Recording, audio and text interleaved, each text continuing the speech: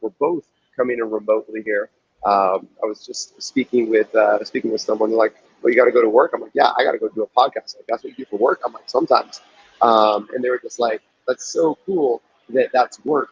And so I just wanted to express gratitude to you, Mark, to all of our coaches in our community. I'm really grateful that you trust us with your coach development, and grateful that we get to take our passion and serve you coaches. So thank you so much for listening. Please continue to give us feedback. We want to get it served to you. All right, Mark, big question. How much sleep you got the last 24 hours? Okay, just kidding. That's not actually the big question. Small question. Mark's on the road crushing it, serving coaches, and still dumping on here. So snaps to you, Mark. All right, here's the big question. How do you get most teams have 1 to 3 players that are significantly better than the rest of their team? And it's frustrating to play with weaker players. It's more fun to play with better players. See super teams, see AAU programs, see players going to an open enrollment districts, go to the same high school. It's more fun to play with good players. We all get that. So how do you, in practice, keep your best players inspired to compete against each other as opposed to team up and beat up on everyone else? Have you ever run into that, Mark?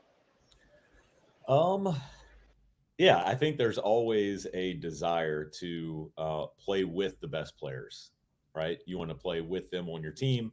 One thing that has come up a lot in the clinics is shared cognition, right, between teams. Like that's how you get the sum is greater than the parts kind of thing, right? Like, so I think when better players play together, it's easier to get shared cognition, right? Like I know what you're doing because you know what I'm doing. The way I would combat that, or to get our players to compete against each other, is one, I was never in a big rush to establish kind of a top 5 or my starters play against our second group.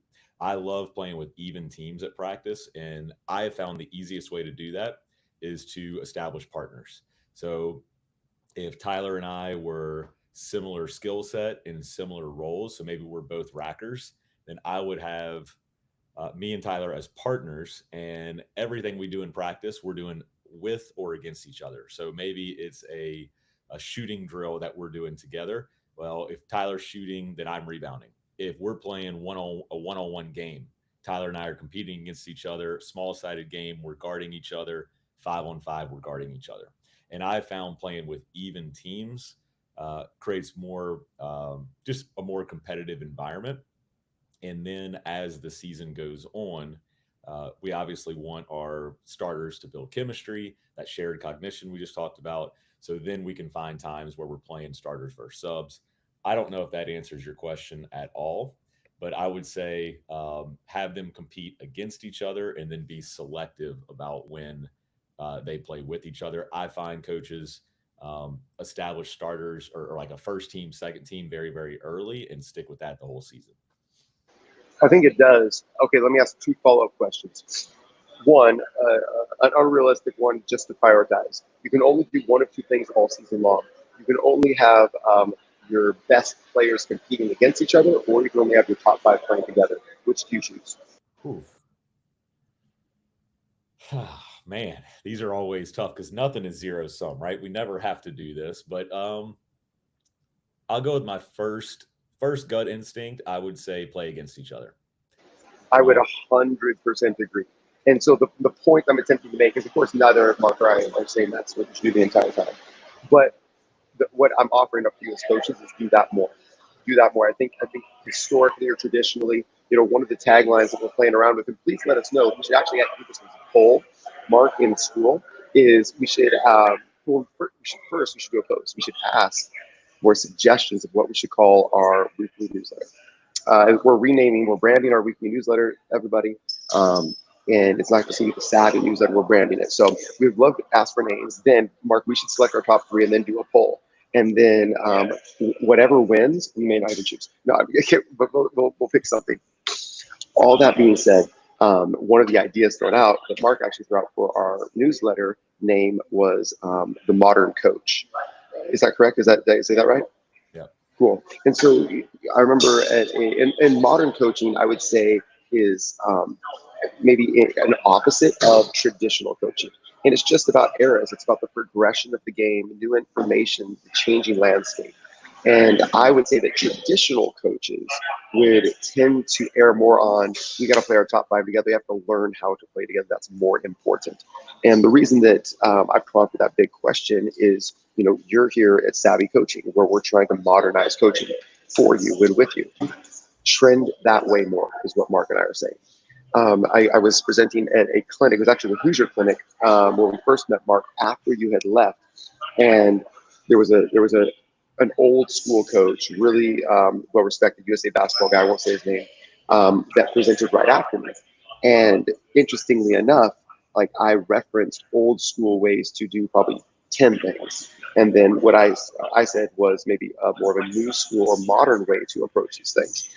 And this coach's presentation right after mine, you could tell it was prepared, was teaching about half of those old school ways to do.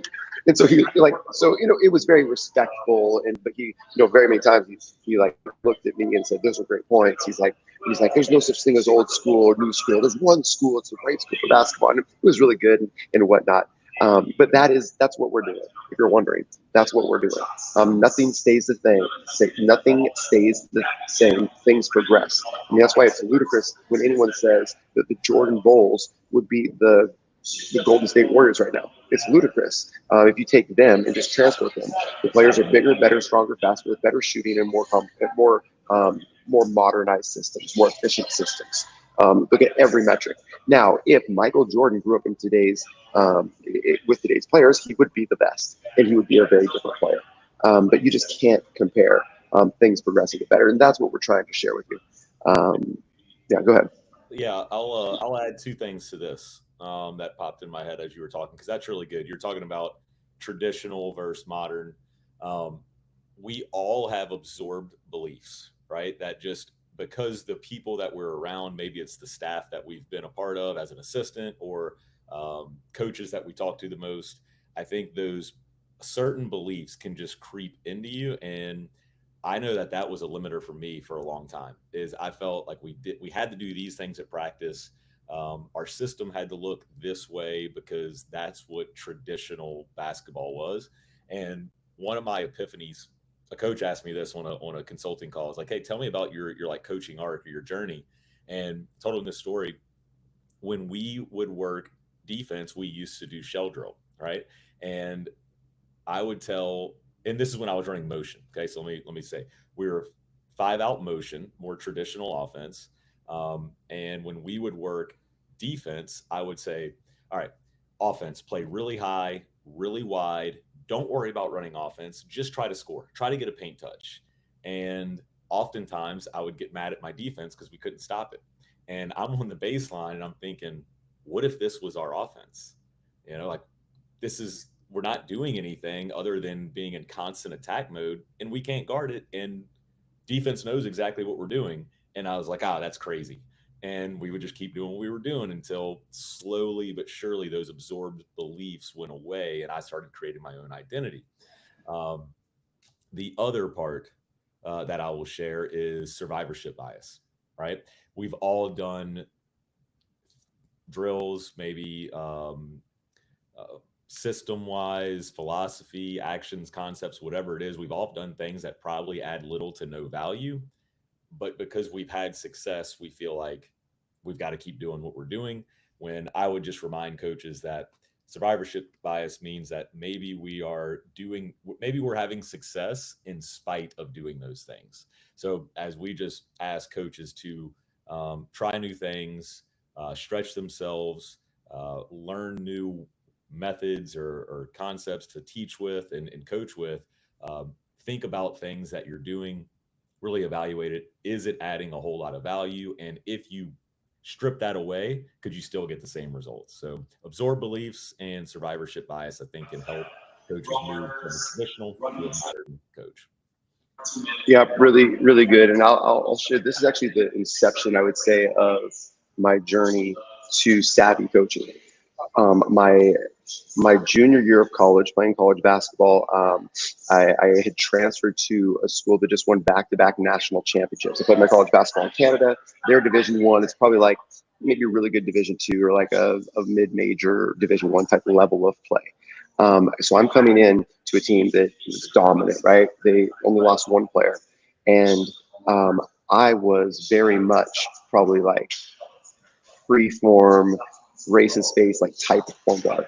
And this coach was old school, national coach of the year, all this stuff, and very structured offense, two post offense, high low, lots of UCLA cuts, post entries, right? Super structured, but had a lot of success. So anyway, I'm coming into this thing, and me and the coach, of course, butted heads so much. So we go through the season, and he did a similar thing. Like about half of practices, in order to work on whatever defense, he would say, okay, play open gym offense. He'd say, don't run our offense. Our offense is too good. You'll score every time. Just run open gym offense so we can work on our defense. And time again, our open gym offense, that was like my eyes lit up when I got to run open gym offense. Our open gym offense dominated the defense, whereas our defense was more successful against our structured defense.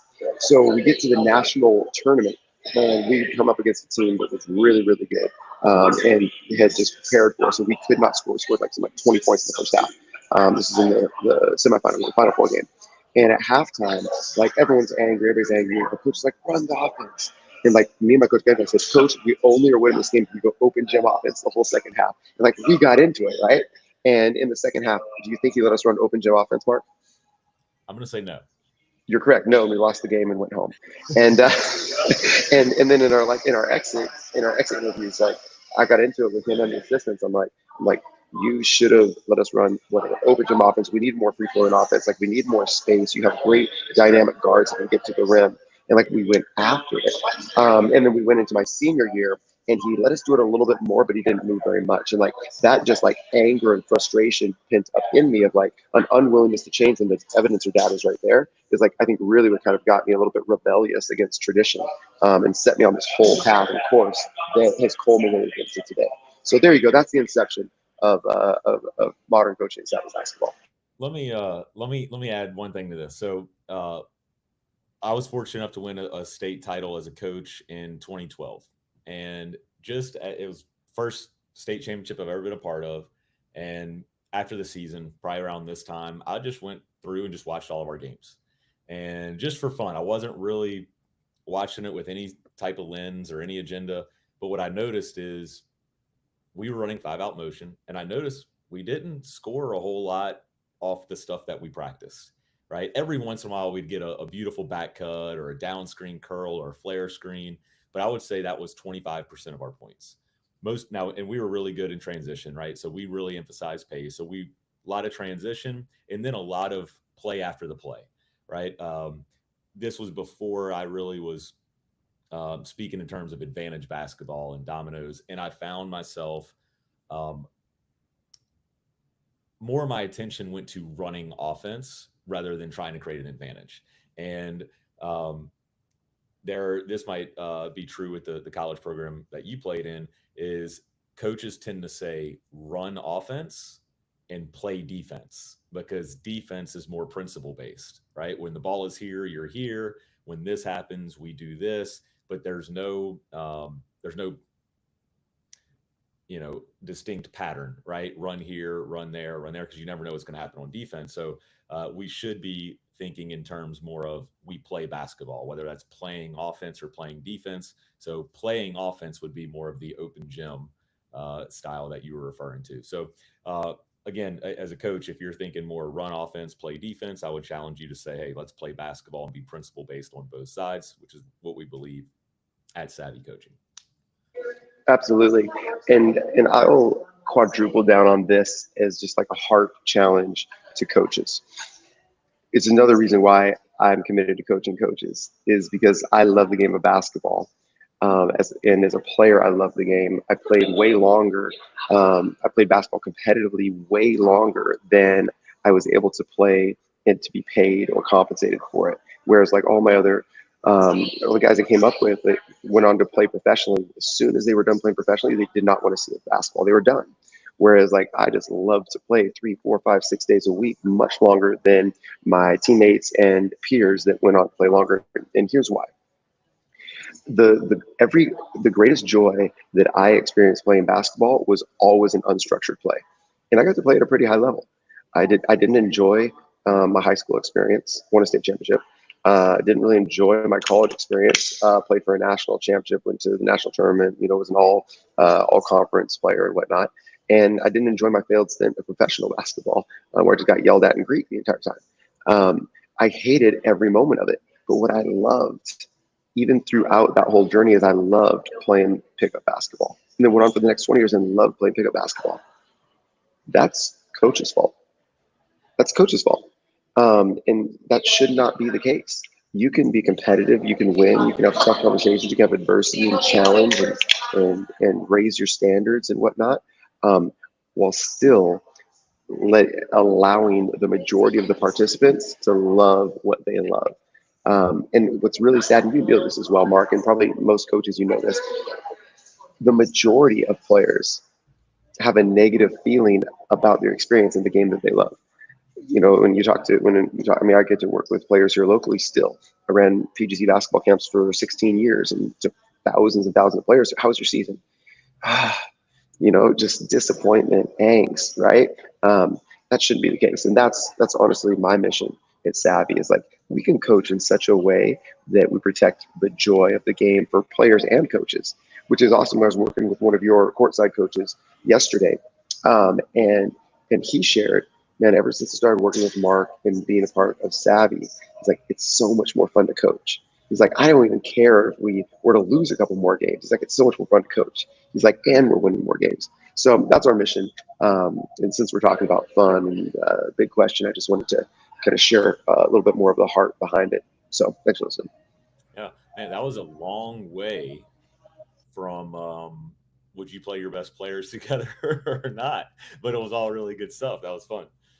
Okay, we do prepare for these. Okay, we have like a bullet point list. We've got 4 sections, and we just got the first section there in 20 minutes. So we might not always get to everything, but we know that we'll never lack things that we're passionate about sharing. Okay, let's go through a little bit of mailbag. And Mark, maybe you get to go first. Not maybe, if you can go first on this, because I think it was your question. What could you talk to us a little bit more about what it means to have high standards and low expectations? And I'm interested to hear this as well, because I read that and I really haven't. I don't remember you talking about before, and I don't really understand. Yeah. All right. High standards. We're going to establish really high standards. It's our job as coaches to help facilitate us establishing standards and then supporting and enforcing those, right? That is our job as a coach. We have above the line, on the line, below the line behavior, however you want to define that. You have standards in your program, whether you're intentionally establishing those or not. Expectations, to me, are completely different. So as a coach, you hear low expectations. That might sound counterproductive or ineffective, but I would compare it like this. Let's go weather and climate. Climate is your standards. We're going to establish those. Those don't change, right? Those should be somewhat non-negotiable. That is kind of our default. That is what we can, that's going to be season long. All right. Weather is different. Weather changes day to day. Your players are not robots. I know as a younger coach, more inexperienced, I would expect my players to show up with A+ focus and performance every single day. I think that's incorrect. And I take a lot of pride in my practice plan. So I would formulate this practice and I would feel really, really good about it. And I had this mental image of what it's going to look like after school when we go practice or when we're able to practice. And when it fell short, when our players came in with a lack of energy, lack of focus, or we just didn't have it that day, we're throwing the ball all over the gym, we can't make a layup, I would get upset. And because I felt like they were below standard. Well, we were, but it's our job as coaches to get them to the standard in different ways. So I would challenge coaches to have low expectations, kind of go into practice thinking, hey, I wonder what our team's going to bring today. Are they going to be really focused? Are we going to have the juice? Are we going to be able to execute today? And if they are, great. Your job is to hold the standard. If they don't, your job is to get them to the standard in different ways. So I would challenge coaches to be the coach that your team needs you to be every single day. Someday they just need you to hold the standard, maybe some encouragement, maybe some affirmation, some acknowledgement. Other days they might need a kick in the butt. Other days they might need you to be really, really patient. But if all we have is a hammer, everything looks like a nail. And I would say the number one tool that coaches have to try to get their players to standard would be to yell or to run. And often that does the opposite of what we want. So, high standard, we know what the standard is. It's your job as a coach to get them to the standard. Let's have low expectations of what team is going to show up every single day and be the coach that your team needs you to be. That's good. I feel I get it now. Because yeah, you're right. My gut to low expectations is like, what? No. But now that makes I think it makes perfect sense. All right, let's dive into mailbag. Sorry, go further into mailbag. And this one, pull it up, I thought was worth discussing. Um, Drive and space install. Uh, Talking about the ugliness. Um, Coach Kyle McClendon saying, "Hey, really ugly. Lots of on-air reps. Head coaches were looking at defense. There's some good discussion. I offer some ideas. Other coaches offer some ideas about how to install new offensive concepts where if they go straight to live, it's really ugly. There's lots of failure. And it's hard to kind of get those aha moments. Um, what an aha moment is the moment a light bulb goes on. Not when a player hears about it, not when they see it, but when they actually do it and find success in it and believe in it. That's when I'm teaching shooting, that's all I'm looking for. Can you feel an aha moment and then say repeat it? Because when they feel it, it's going to be way more, they're going to internalize it as opposed to anything else I try to tell them to do positionally. Feel and repeat. That's how we learn. So how do we create these aha moments when we also want to make it game-like? What are your thoughts, Mark? Well, first thought is it's probably going to be messy, right? We're doing something new that we've never done before, especially if we're starting from square one. Embrace the messiness. You shouldn't want it to be perfect. I would say the head coach wanting to do it on air is wanting it to be clean. Um, One, embrace messy. Two, my first question would be, well, what did the install look like? I appreciate Kyle's question. We had some responses in our community. I have not responded yet because I think it's a deeper conversation. So, what exactly did install look like? Lots of on-air reps of what would be my question. So, my thoughts, and I'm actually doing this. So, I've been on the road since Sunday, and I'll be on the road until Sunday. So, I'm going a straight week where I'm working with one, two, three, four different programs, and most of it is installing offense. Um, I would start with our spacing template. Like, can we just establish transition? Can we establish our roles? Can we flow into those? From there, I would want my team, if we're arriving spaced, I would want my team to understand dominoes and shot selection.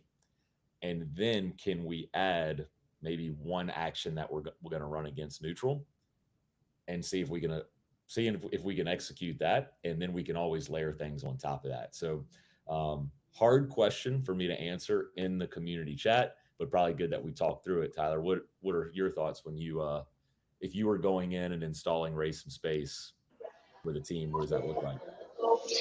Yeah, I mean, we even did it last night as we brought in 6 new players to our youth teams. Okay, so this is for the youth coaches, but I mean, honestly, it's for all coaches. It just takes longer to do things with youth players, but you start at the same place and go through the same steps. The steps just take a little bit longer between each one. That's all it is. It's not different stuff. That's a whole nother just conversation. So let me emphasize that. Well, how would you do this with a youth team? The exact same way I do it with the pro team. It would just take longer, right? We start at the same place. You take the same steps. Go ahead. I'll say one thing. So a lot of coaches will reach out, and I actually got a text about this week. What would you do with lower level teams, right? My freshman team, what do you do? My answer is the exact same. So it's funny that you say that. And it's always good to hear someone else say something that you believe it affirms. But we're going to start at the same place, but just over the course of the season, my varsity may end up, getting through a lot more layers of offense than our freshman does. But that's That's kind of the goal of a lower level, is we set the foundation. I never told my freshman coach or my JV coach or any kind of feeder is, hey, you have to get here. It's start here, get as far as you can. And that's going to look different depending on your group each year. Yes, and here's more feedback for all you coaches installing things. You're moving too fast. And that's feedback I'm giving you without even seeing you, because I've seen it, I don't know how many times, countless times. I saw it again last night. I've been traveling as well, like with Mark. I had 3 of my coaches there last night that I'm personally coaching in our club and academy, and I was disappointed that some of our core principles weren't being executed very well. And so, then I was giving our coaches feedback, and I said, "What have you been focusing on?"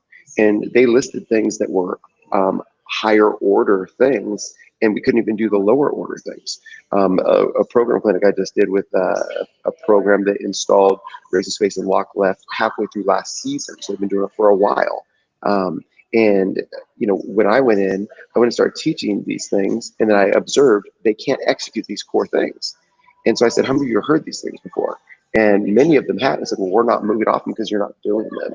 And then the coach was like, "It's so good to see." He's like, "That was my fault." He's like, I kept chasing these other things because we weren't having the success with it. And so I tried to do these other things. And he's like, "It's just so good to hear that. No, we just have to do these things well." So you're moving too fast on your install. And I think that might be related to the low expectations, maybe not. But I think maybe sometimes coaches think, "Oh, this is varsity level.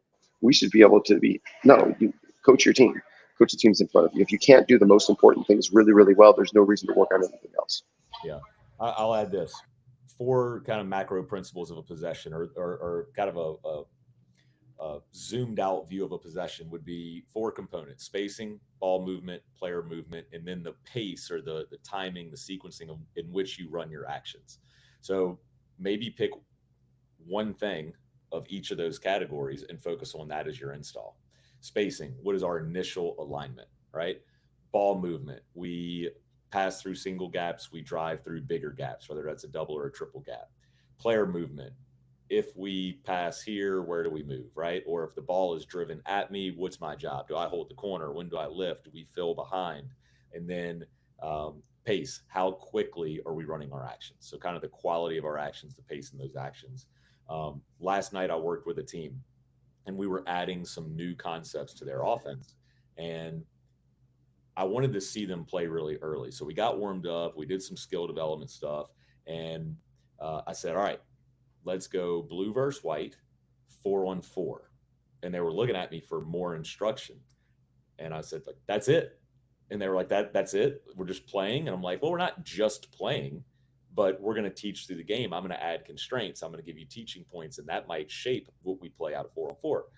And what I found was the offense turned into drive, kick, almost like a dribble weave, because they could not maintain spacing. And if we lose spacing, we can't run action.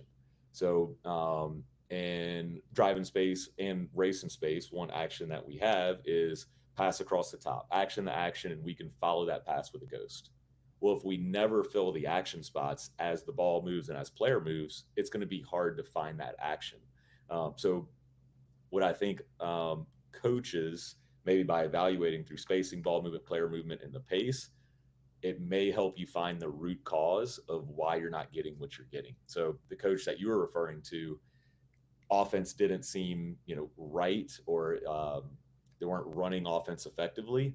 So what he tried to do is go higher level and maybe add things when you probably should go down in levels or down in layers to find the root cause. Usually the answer is going to be at the very foundation that's causing more complexity. Yep, exactly.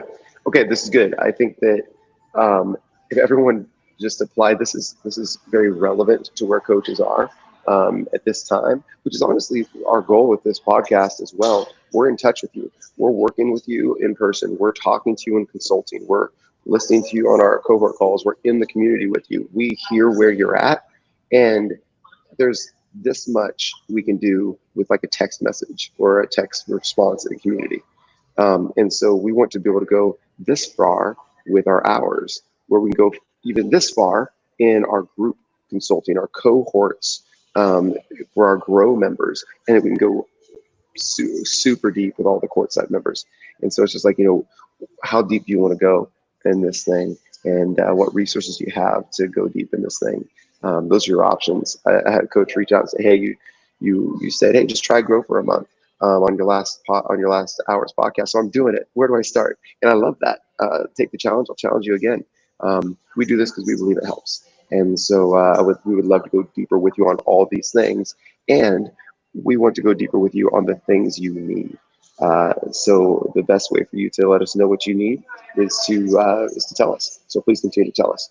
I think for the game of the week and the teach better, I actually feel like we've already hit a lot of the teach better pieces here. And maybe while I queue up the game and talk through that, maybe Mark, you could think through how would you summarize and like really put into a concise, memorable, sticky language the teach better concepts. I know there are many, but one that we just want to like summarize at the end. I'll go ahead and dive into a screen share for the game of the week, and then you can circle us back to that, and we can get them out here. How does that sound? That sounds good. All right, here we go. Oh, go ahead. No, go ahead. You go ahead. All right. I was going game of the week first. Is that Yeah. Oh, you want to say something first or no? No, you go. That's good. Okay. All right, game of the week, close and wall. I'm going to go really quick on this one.